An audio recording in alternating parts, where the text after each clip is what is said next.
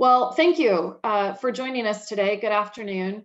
I'm Tina Burbine, VP of Care Innovation at Health Link Advisors, and I'm serving as moderator this afternoon.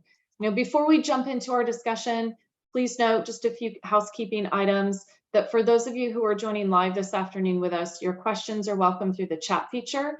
We'll work really hard to address those throughout our conversation, but if for some reason we're unable to do so due to time constraints, we will follow up through email with you. All right, so with all of that being said, let's get started. Every summer we aim to put together a digital event series with each episode focusing on a specific challenge in the market that highlights a health system who has effectively addressed it and enable them to share their journey with you. We're kicking off this year's series by discussing operating model changes that every health system should be thinking about, because it's no secret that our healthcare market landscape has completely changed, and yet we're leveraging operating model structures that have been established decades ago. There are a variety of catalysts that have shaped what we're all feeling today, including care shifting away from hospitals into the ambulatory and at-home spaces, the expansion of VBC contract risk positions, the growth of payviders in the market, the increase of consumer-based healthcare demands, and the high-speed adoption of digital and virtual health over the last few years, widespread clinical staff shortages, and of course, financial operating losses to manage, all while we're trying to improve our health system's performance. It's almost overwhelming. And so to address these conditions and remain competitive, health systems have to start thinking differently about their operating model and make some changes. I am humbled and honored to have Patrick Young, President of Population Health at Hackensack Meridian, joining us today to share their next generation operating model. Welcome, Patrick, and thank you for being here. Could you please tell us about your background and share an overview of Hackensack for those who may not be familiar? Sure, Tina. So my background is I have been with Hackensack Meridian Health for just over 8 years now.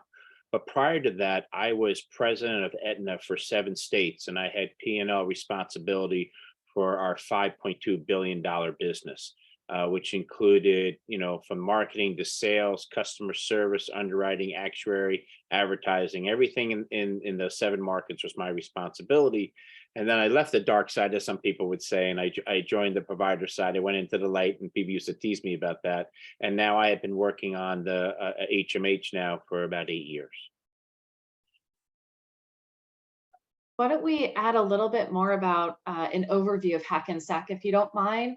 Not everybody might be familiar with the market that Hackensack serves.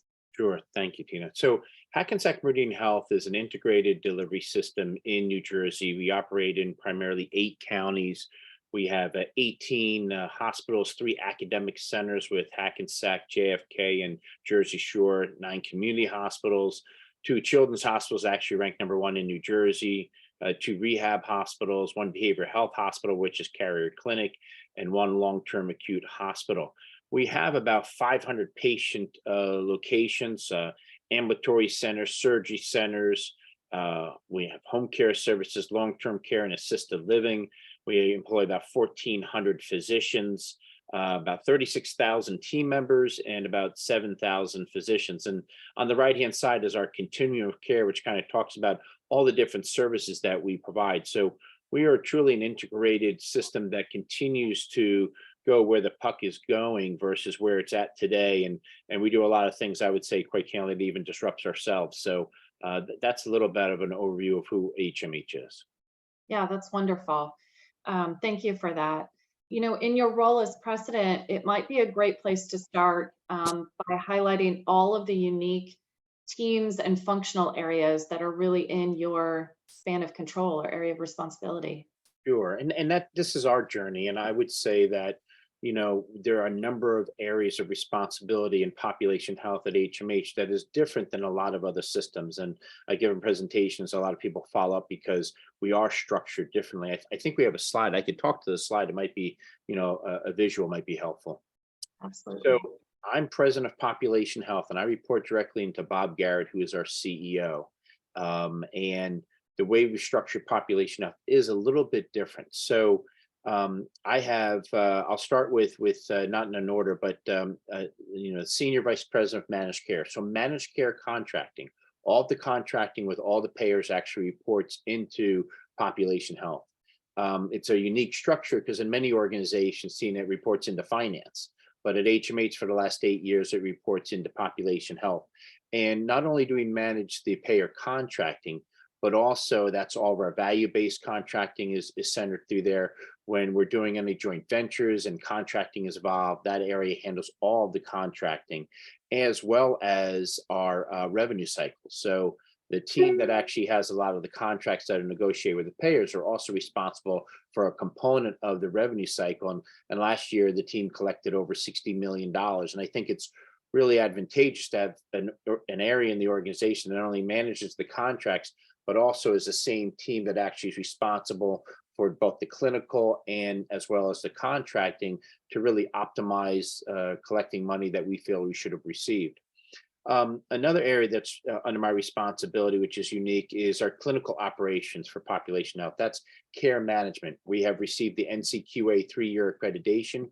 So the care managers in the hospitals, all the 18 hospitals we talked about, we have care managers, we have utilization nurses, and we have social workers. Those individuals all report into population health, even though they're embedded in the hospital. I make rounds at the hospitals. I meet with my team.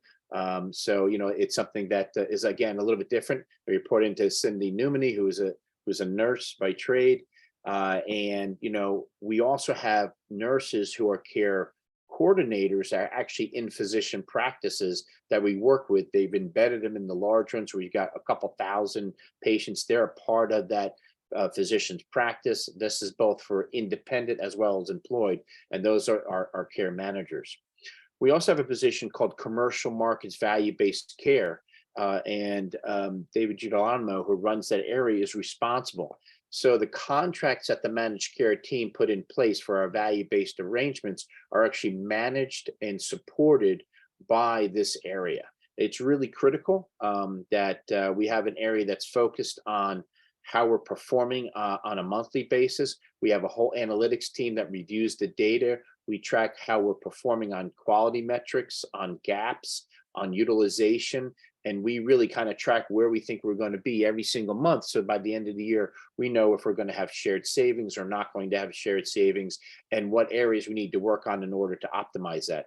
That individual is also responsible for Braven Health, which is our Medicare Advantage program, where we are owners with Horizon Blue Cross Blue Shield, as well as with Robert Wood Johnson.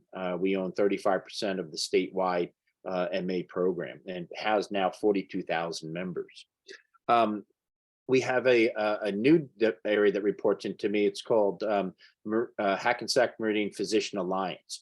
We are now going out and working with physicians so that we believe that it's advantageous for the marketplace to have doctors, primary care physicians specifically, to be independent and maintain their independence. But we also recognize that there's ways in which we can work with them, aligning with them with like our Epic EMR, so they can be clinically aligned with HMH so that we can work closer together, more collaborative, and give them some of the tools and the resources they need to maintain their independence versus being acquired by a lot of the aggregators out in the marketplace. The home care division also reports into population health. It's about 900 employees, $160 million business.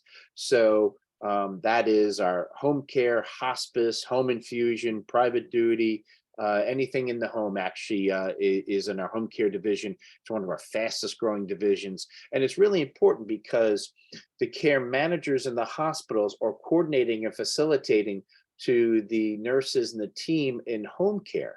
So they're all a part of my team. So they're the silos that I think very much sometimes exist in some organizations, since they're all a part of my organization.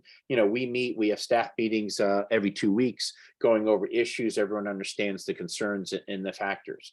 I have a physician lead, a chief medical officer, and he's responsible for all of our clinical activities within my division and operations that we have.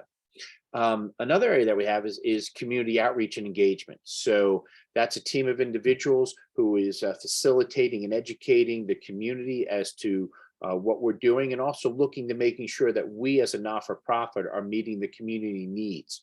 And so I'll give you an example. We've done over 12,000 screenings already this year. So it's education, it's screening, it's wellness, and it's working with our community. About 2 years ago, we started social determinants of health, which we refer to as Healthy Connections. And it is network-wide. We are very proud of the program. We have issued over 2.5 million referrals to community-based resources in just under 2 years. And we actually, hopefully, we'll be publishing a report where we believe that by having community health workers who are working on non-clinical issues, having the care managers who are embedded in the physician practices, we really optimize the quality of life of those individuals that they work on. And we're actually seeing them actually producing a lower cost in relation to the control group. And we really think we're making a difference. It's interesting that when we launched the program 2 years ago, our goal was to have 75% of the team members who would utilize the services, the nurses, the doctors, the social workers, would use it. Interestingly enough, 2 years later, we are actually already about 83%. So the program has been an unbelievably well received by the team members. It's a resource and a tool that they use every single day. And we really are thinking about and how can we improve the quality of life. We're a healthcare company, but it's really about improving the quality of life of individuals, not just their healthcare. And healthcare doesn't stop when a person leaves our hospital, and we really look at it that way. So that's the structure that we have set up for population health at Hackensack Meridian Health. It's a bit diverse and different. There's about 1,400 team members that are in this division, but I think it gives us a different operating model to really approach the components of this to optimize what we do as an organization, because we take these areas that have they interrelate to each other, they overlap in certain areas, but by combining them under one leadership structure, we think we really optimize the efficiencies of population health and what we're trying to accomplish. And I'll give you an example. For 2022, our shared savings is about $33 million. And our care coordination payments are about $18 million. So, we really are looking at producing revenue by optimizing our home care, our care managers, our care coordinators, our social workers, our community health workers, to really optimize the quality of life of those individuals. And we believe we're making a difference. Yeah, Patrick, thanks so much. I love everything you just shared. To me, this picture represents the way we should all be doing business, right? And I say that with love because, to your point, we should be worried about all of the warm handoffs that need to happen and be working collaboratively across all of the teams that we know are historically very siloed. When I think about everything you just shared between the areas that are part of this structure, case and care management, an element of revenue cycle, an element of data and analytics, all of those things combined, it takes that team approach to really make a difference and provide the type of impact that you were sharing Hackensack experiences. And so I would love to just step back for a minute and ask you, when you joined Hackensack, based on the experience and background that you shared with us, your time spent in the payer side of the industry, and then now, of course, being executive on the provider side, what was it like when you first joined Hackensack, and the cultural shift that you feel like those teams needed to make to really understand and be supportive of the kind of structure that you now have in place? Thank you, Tina. That's a great question. So, thinking back, the payers and the providers are in the same business, right? They work together, but the words have different meanings and how they think about it. So a provider might say, we need you to reduce your cost. Well, as a payer, as a provider, you're like, well, you want us to reduce what you're paying us. And it's always under the guide of quality. We want to, so everybody wants to improve quality. I've never heard anyone say, no, we don't want to. But, I think the business is very complicated and the wording and the terminologies mean different things. And so one of the biggest adjustments I had to get used to was what things mean on the provider side versus what did they mean on the insurance side. And, coming from a for-profit versus a not-for-profit, you're managing differently in a for-profit where you're managing to the month, you're managing to the quarter because you have to report your earnings. So, you still have reporting, it's still a very important aspect of it. But I think, fundamentally the mission is different, right? The mission in a not-for-profit is really to improve the quality of life of the constituents who utilize our services and give back to the community and hopefully improve the quality of life. And I'm not saying that the insurance plans don't have the same goal, but they also have responsibilities to their shareholders, which fundamentally changes their focus and their efforts. Yeah, absolutely. When you were coming in to become a part of the leadership team at Hackensack, and you understood the differences of both sides of the industry and the landscapes and some of the strengths that you wanted to enhance within Hackensack from a performance perspective, were there cultural differences across the teams that you needed to address in order to bring that structure into place? In other words, I hear a lot of times that, maybe our finance leaders have some very specific approaches to the way the team should be structured around revenue cycle, contracting, et cetera, that is distinctly handled differently in the operating model that you were showing on that visual. And so as you were working to put that type of operating model in place, could you talk a little bit about a lot of the education that I would assume you had to help the team understand in order to go through this phased growth approach?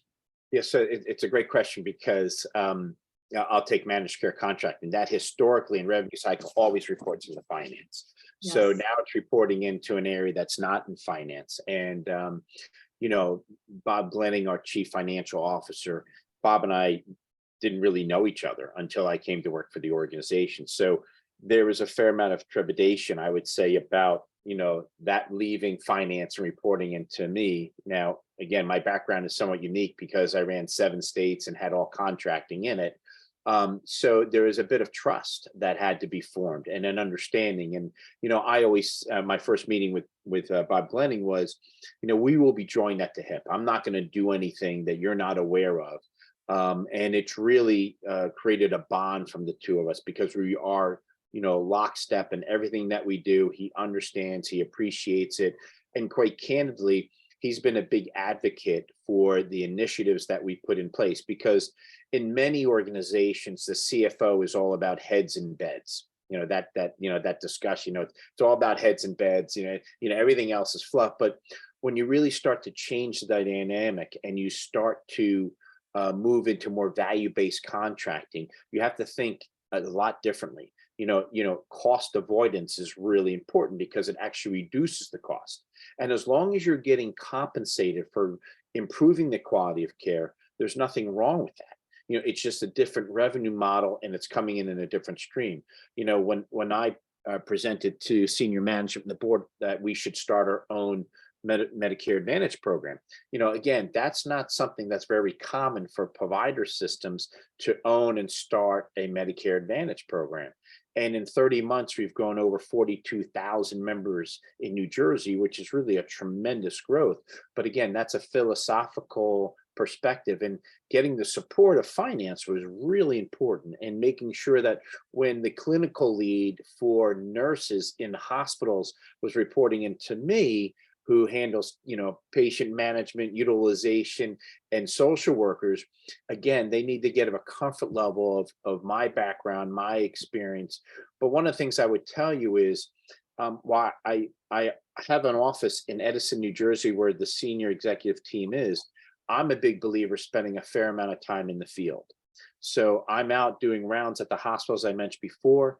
I go out with my care managers. I go out with my dialysis nurses. I've delivered oxygen tanks because you really don't get an understanding of how the business is run what the issues are and the challenges are unless you're actually out in the field with the team, understanding and hearing and getting feedback from them.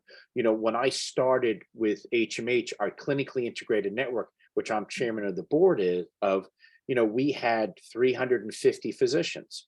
Here we are 8 years later, we have 4,600 physicians, and 80% of them are independent doctors. So I've spent a fair amount of time meeting with physicians in the community, explaining to them what our goals and objectives are. And so, you've seen one physician practice, you've seen one practice. And so meeting with the doctors, understanding what's important to them is critically important. And by changing some of our contract terms, we made it much more viable for them to join up for our program.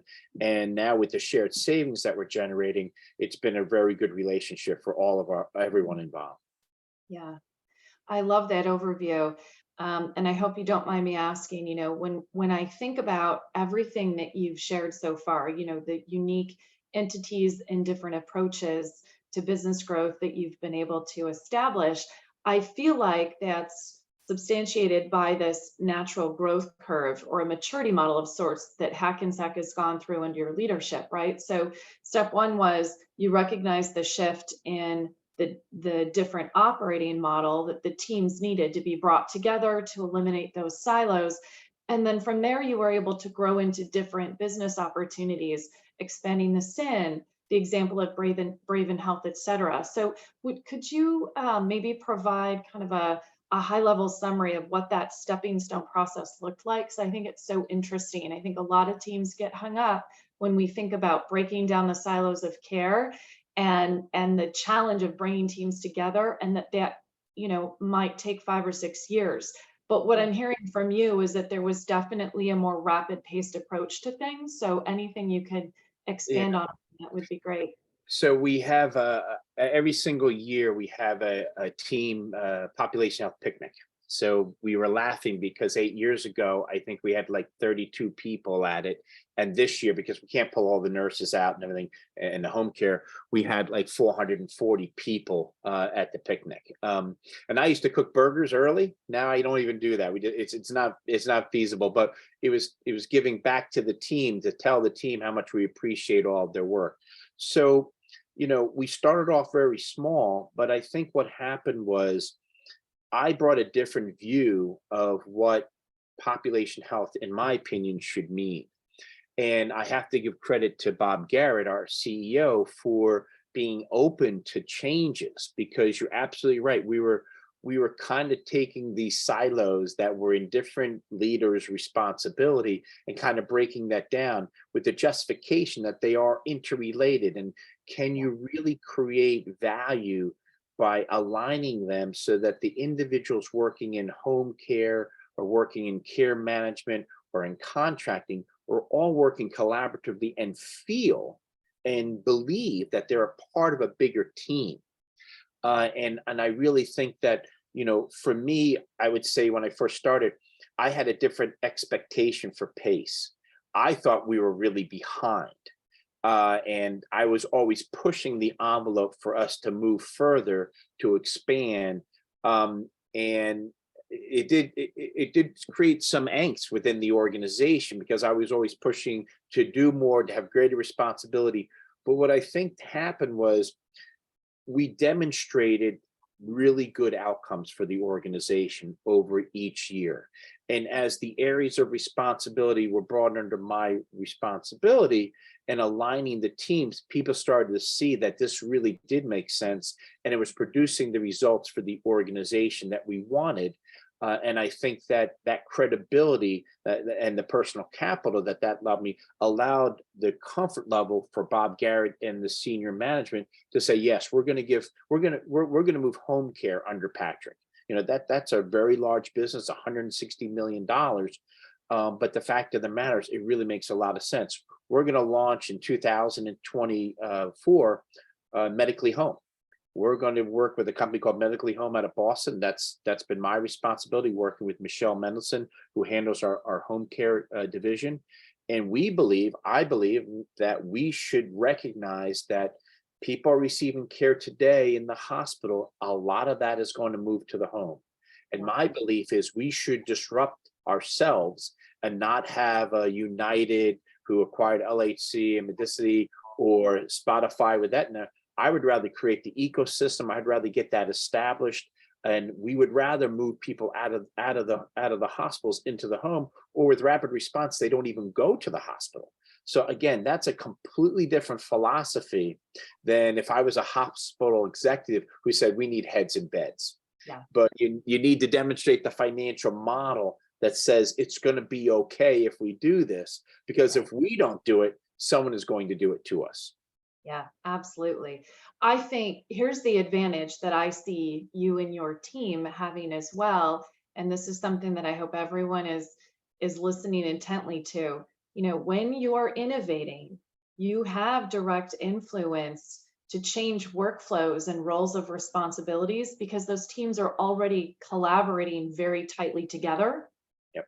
And I don't know if there's more thoughts you'd like to share along that realm, but to me, that's a huge underpinning for being able to pivot and pivot quickly and respond to what the market is requesting of you. Yeah, and you know, I think that again, I would say Bob Garrett, our CEO, is very innovative. You know, we as an organization pride ourselves on that. You still always have to have good foundational activities around your finances and your quality, and we're driven to improve the quality of care and the safety of patients, but also making sure that we're good financial stewards, because no money, no mission, right? So we've recognized that. So we always have a very much also a financial responsibility to serve the communities that we have in an appropriate way. So, you know, I would say it's the culture. And you know, there's a lot of discussions about culture trumps strategy all the time. But if you create a culture, like I talked about the picnic and spending time in the field, everybody feels that they're a part of something greater than themselves, and you get that collaboration and that innovation, as you said, that's critically important, and it's embraced by our organization in general. And so I think about social determinants of health. I brought that to the organization, 4 years ago. It took us 4 years because we had to justify it. There were a lot of individuals who are like, well, that's just an expense. Is there really going to be an ROI? Is it going to make a difference? And, now it's probably one of the hottest topics, in our industry around diversity, around social determinants of health, equality of care. And so, we feel that we're on the cutting edge in New Jersey. With our organization, we have 25 community health workers who are working with the nurses who are in home care, who are in our care management team, to coordinate and facilitate the care of an individual. And it's a simple thing, but when a nurse follows up with a patient who's been discharged and they have a follow-up appointment with their primary or specialist, and they say, I can't get to the specialist, we failed if they don't go, right? So what happens is now that nurse contacts the community health worker, they coordinate on getting transportation, and now that individual is going to see that doctor for the follow-up versus not going to see the doctor and ending back in the emergency room, which ultimately will cost the system and our organization money. So that's a simple way of how, working collaboratively together, I believe we optimize the quality of life of individuals. Yeah, absolutely. Absolutely. Because of the way that your team is structured, and the maturity growth that, they display in the way that they're caring for patients, this to me is, how we should all be doing business essentially, right? In healthcare. Can you talk a little bit about some of the more advanced risk type of contract arrangements that you're in? Because I think that, that is also heavily influenced by the structure and performance of your team, and you feel confident placing those bets with those payer partners that you have as well. Yeah, so I would say it's a tale of two cities on the risk. So first, with Braven Health, it's about a $480 million company, and we own 35% of it. So we are at 100% of risk for 35% of almost $500 million. So when people say, are you at risk? I say, we are very much at risk because we own an insurance plan. We're one of the owners, and if it's risk-based capital, or we have a bad month or a bad quarter, and we need to build reserves, that money comes directly from HMH. So we're at 100% of risk for 35% of that organization. On our value-based contracts, when I was on the payer side, most of our arrangements were 50-50, meaning we would get paid 50% of any shared savings to the provider, and we as an insurance plan would get 50%. And when I went from the payer to the provider, I never thought that was very fair. It sounded good though, right? Who's going to argue with the idea that it's 50-50, right? Tina, hey, 50-50 sounds fair. How can you get any better than 50-50? But in the reality, it's the provider systems that are doing all the heavy lifting. They're doing the analytics. They're hiring the care managers. They're out reaching out to the patients. They're following up on the care. They're doing all the work. So my perspective was that we should get a greater reward. So we negotiated value-based arrangements where our shared savings was on average about 75% without taking any risk. So now most organizations are at 75, but they take downside risk. So we have some limited downside risk. I cap it at a certain dollar amount, but we're demonstrating the value and we're producing shared savings. So I think that as we move forward, we will look to expand our downside risk. Other than obviously just the 42,000 members in Braven, and that we're at 100% of risk for that. But there hasn't been a big push for me to go further in the risk, because most organizations that go at risk are just trying to get to the 75% that we've negotiated with no downside risk. Yeah. Now, having said that, I believe that ultimately, in order to expand the number of individuals under our management, we will be going at risk. Right now, we have about 300,000 members in our clinically integrated network, Hackensack Meridian Health. I would really like to optimally get that to about 1 million, because then you're really generating a significant amount of revenue. You have a greater impact on the primary care physicians in the program, because the individuals who are in that program are part of their practice. So that is the direction that we're heading. But again, I think that that's a philosophical approach that we've taken, and we have done some limited downside risk. Yeah. So what's so fascinating to me is that oftentimes, because contracting is its own separate arm within an organization, a lot of the agreements that are being established year over year are not always familiar to the care teams, who are ultimately there to help care for the patients and and help the organization be successful in meeting whatever risk arrangements exist. And so I think it's so fascinating. And again, a really, almost I would label it a best practice to really look at and keep the dots connected between what conversations are happening with whether it's an entity that exists directly influenced by the health system, like Braven that you mentioned, whether it's your VBC contracts, all of those things have to stay connected to how the care is happening between the different locations of care across the continuum.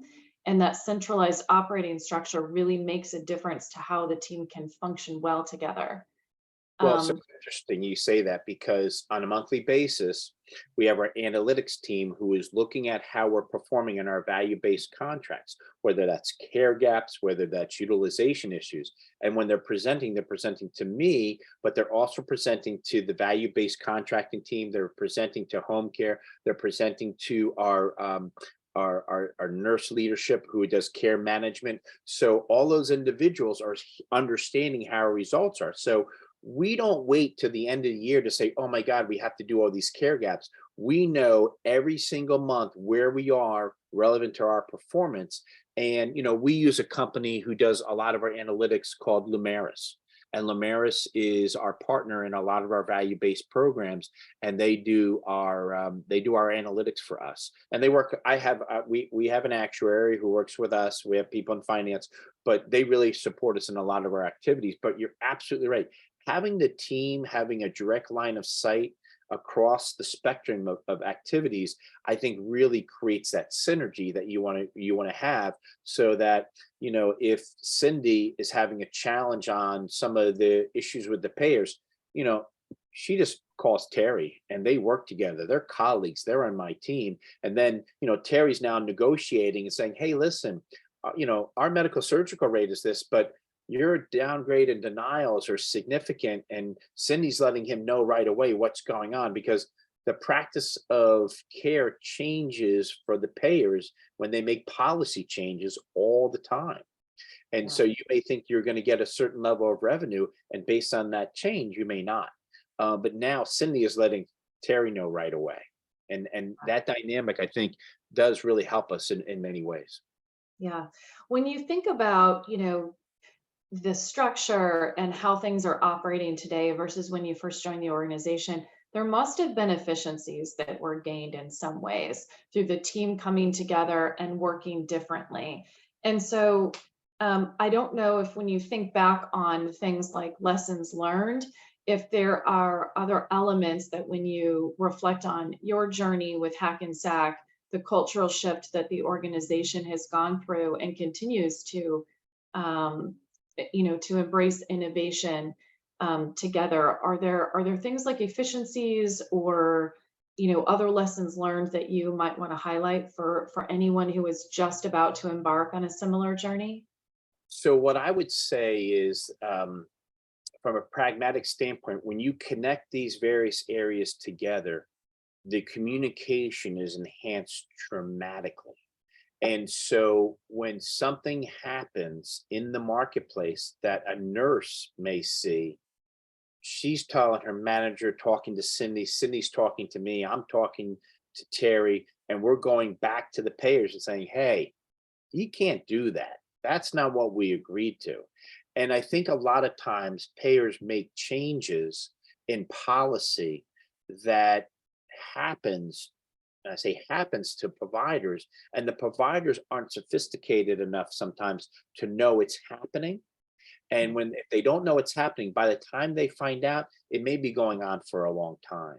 So I would say the enhancement of communication within, the 9 areas that report to me have really allowed us as an organization to have greater clarity and understanding of the dynamic of our business, and have allowed us to prevent any wrongdoings that may have occurred Yeah. from going forward. I think that, the synergies that I talk about are real.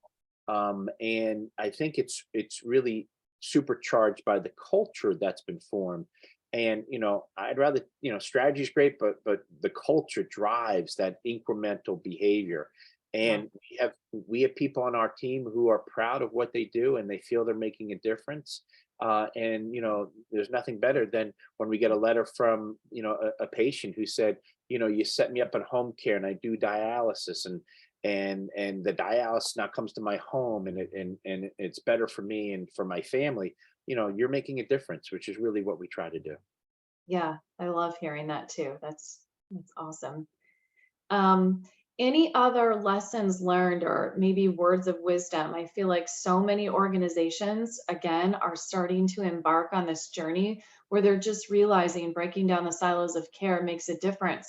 But I think there's something else that I continued to hear you allude to throughout today's discussion, and that is that it's not just about bringing the teams together in a unique way, and that the impact of the improved communication and the way that you're operating, but it also actually presents new opportunities to partner uniquely in your ongoing communication with your payer partners as well. And I think there are a lot of teams out there that almost have this fear that if they're sharing data or they're working more efficiently with their payers, that it somehow provides their payer partners with an advantage over the health system. And I don't necessarily think that's true. What are your thoughts about So, that? so when I first started, about 2 years in, I had a meeting with another system in the West Coast, and they were going into full risk contracts.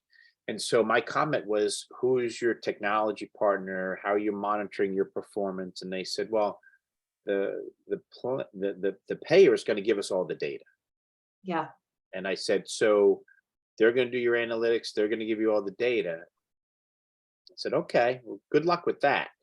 And I don't want to sound cynical, but a year and a half later, they reported a $120 million loss, and most of it was coming from their value-based, risk contract.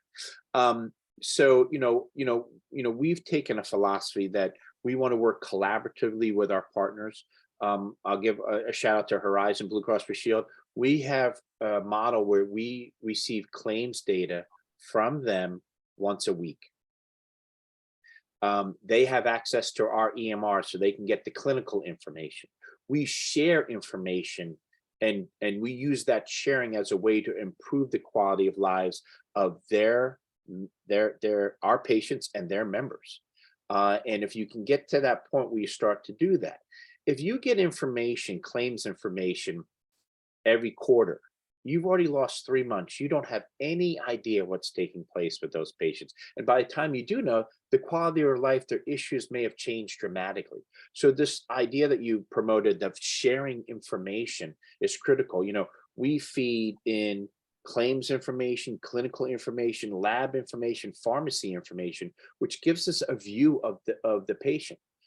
With our social determinants of health, we're pulling in non-clinical information from the Lumeris databases that they access to identify patients most at risk, not having anything to do with clinical issues, but having more to do with the social issues associated with those individuals. So it's unleashing that data and that information to really optimize the quality and the care that patients and members receive. And if you have a good partner who does that with you, I think we can change the paradigm that we have in the industry right now. Yeah, that is so true.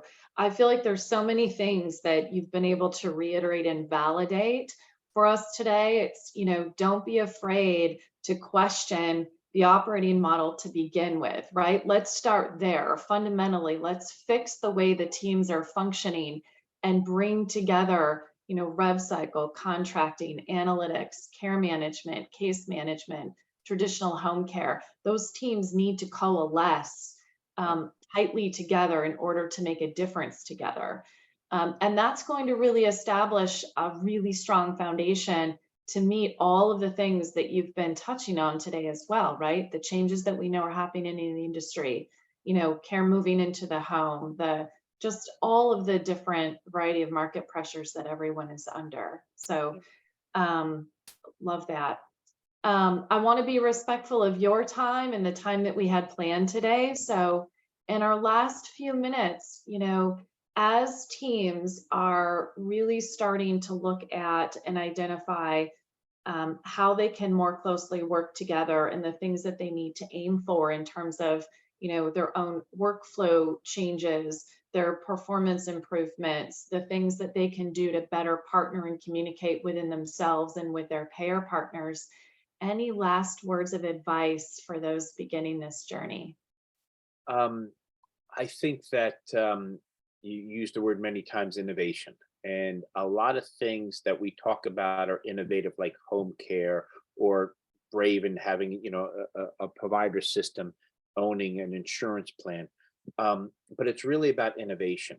And we believe it's about where, you always skate to where the puck is going, not where it's at. And, we believe home care is something that is going to happen. So we are building it. We've been building it for about a year now, the institutional knowledge and structure and design, because we believe that's where it's going. So, my experience has been is that if you're thoughtful, you're collaborative, and you create a culture that allows individuals to take risks and move forward, which Bob Garrett has clearly done. And my area of my organization is an example of that. We can really create great things and work collaboratively with the payers in that space as well. It doesn't have to be friction. There doesn't have to be friction with the payers and the providers. It has to be an environment that's fair. Yeah. And if you can create that environment that's fair, everybody wins. It really can't be we win, you lose. It really has to be a win-win for all parties. And if you have that culture and that design, I think it could really, really lead to a significant change. Yeah. I could not have said it better myself. I feel like as I've been listening to you today, the word fearless comes to mind, right? We need to encourage our teams, be fearless about addressing the changes we need to in our operating model, fearless about changing the way we're working together and communicating, let go of the fear that sharing data is a problem, that it's a hindrance. It's Not actually needed, not just internally, but with our friends in the payer side who we should be closely collaborating with. And and fearless when it comes to innovating together as well, not being afraid to try something new, because I think when we look at what's ahead, we have got to be able to continue caring for our patients, and they want it in a new and different way. So for a lot of health systems that are having the pressure of different care opportunities targeted to the same patients that they should be caring for, all of these things we've been touching on today are really going to help them continue to stay ahead of and address the kind of challenges that we know everyone's experiencing. So, Yep. You said it great. I couldn't say it better than that. well, Patrick, thank you again so much for taking the time to join us. All of your insight and your willingness to share your team's next generation operating model approach really paves the way for other health systems to have vital conversations about the way that they're functioning and the changes that they may need to make. So thank you to everyone for joining us live. We will be publishing a link to stream this for future reference also. And if you would like to continue today's conversation or have follow-up questions for us, you are able to reach Patrick Young on LinkedIn. It's Y-O-U-N-G, just as it sounds. Or you can reach me via email at tina.burbine@healthlinkadvisors.com. So thank you again, Patrick. I hope you have a great rest of the week, safe and happy 4th of July weekend. And I cannot say thank you enough for being here. Thank you, Tina, and thank you for the opportunity. I really appreciate it, and have a great 4th of July. Thank you. Thanks so much, Patrick. Bye-bye.